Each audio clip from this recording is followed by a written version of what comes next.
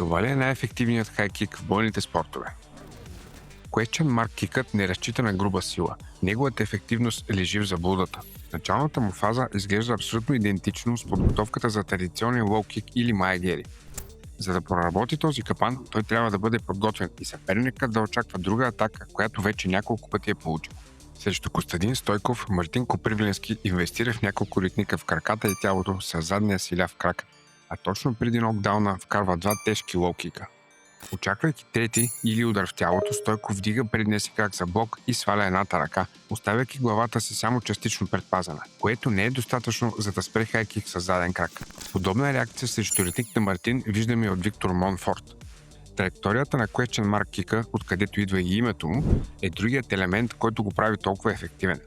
За разлика от традиционния хайкик, който идва отстрани, question mark се завърта и влиза от по-висок ъгъл. Така дори при вдигната ръка в гард, ритникът попада над нея.